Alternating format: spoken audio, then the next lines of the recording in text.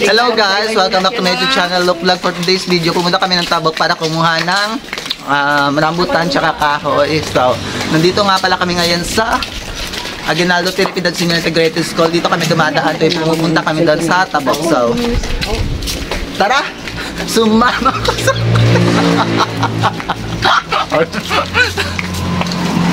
So, and guys, napunta na kami dito sa Karambutanan. So, ayun siya. So, ayan, nakikita ko na yung rambutan. Ang dami nila. Ang dami ng rambutan.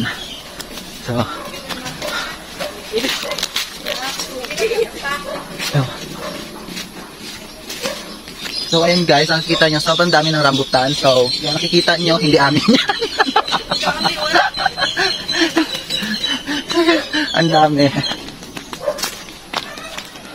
Meron din dito langka. Ayan. Lansones. Bukot aton doon. So yan. So maraming lansones. May lansones din doon. Yan. Pero hindi amin na. So. Punta tayo dito. Sa rambutan. So. Ayun guys. Ang daming lansones. Kasi yung lansones. Wala pang hinog. So ayun guys, sobrang dami ng rambutan. So may nandito sa baba. Try natin kainin. Buksan natin. Hirap po. Ayun guys, sobrang sarap. Ikot tayo yan sa taas.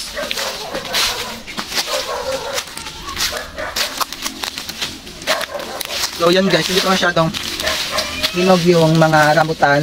So yellow pa lang sila. Ayan. Tingnan nyo. Hindi pa hinog yung rambutan. So medyo mga 10 days. Wow, 10 days lang pala ang 10 days. So, ito pala guys, na part na to. Ito yung ano ni tatay karambutanan. So hindi. Ayan. Buti nga ngayon malinis kasi siguro kinuhaan ng mga damo-damo. Dahil may bunga na yung rambutan. Pupunta naman tayo dun sa baba. Punta pa tayo doon.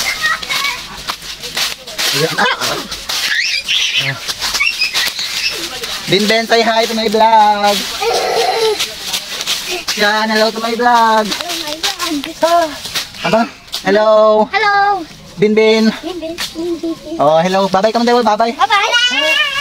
So, yung pagkakalan ko dati guys, meron ditong dilaw kami na rambutan.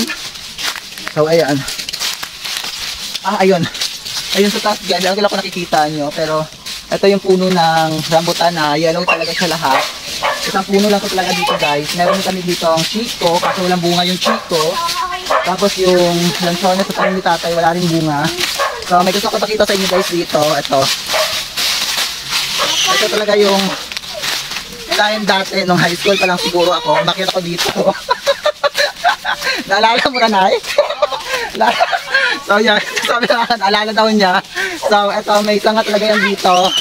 Doon, so makita ko din kasi nag-harvest kami kasi titignan namin yung rambutan. Kaso yung nangyari, nandun ako sa taas, biglang naputol yung sanga hanggang dito. Bumagsak ako dito pero yung concern pa rin ni nanay dati, yung sanga kasi madami daw bunga at hindi pa hinog. So ayun guys, bumagsak at lahat, yung sanga pa rin yung concern niya. Hindi yung tao.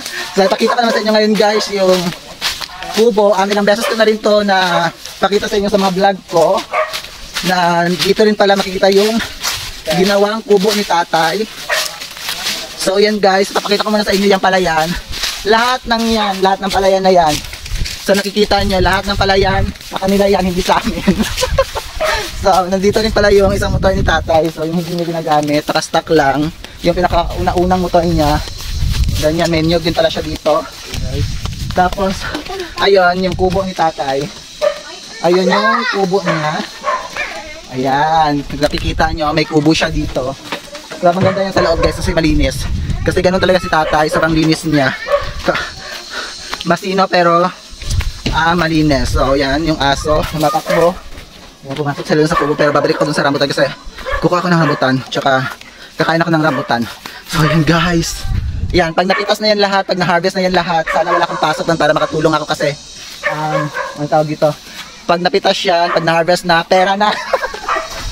So yan, punta tayo doon. Yan. Sobrang fresh talaga dito kahit walang hangin. Mainit nga lang pero okay lang kasi may silong naman. Masilong. Hindi naman masyadong mainit dito. So yan. Ayan. Pero mayroon talagang isang taong busy. Sa may-ari po ng Lanzones na to, alam niyo na po kung sino yung kumuha ng Lanzones nyo. Ayan. Sa may-ari ng Lanzones, siya po yung may kasalanan kung naubos yung Lanzones. Ayan. Yan, kasi mabiling sila ng Lanzones. So yun guys, uwi na kami ngayon kasi nakakuha na ako ng isang pungpong na rambutan kasi ayun nga, hindi pa nga siya masyadong hinog. Babalik na lang kami dito pag hinog na lahat ng rambutan pag nag-harvest na. So yun lang guys, sa mga hindi pa pala nakapag-subscribe sa aking YouTube channel, please subscribe my YouTube channel, Look Vlog, and see you in my next vlog. Bye bye!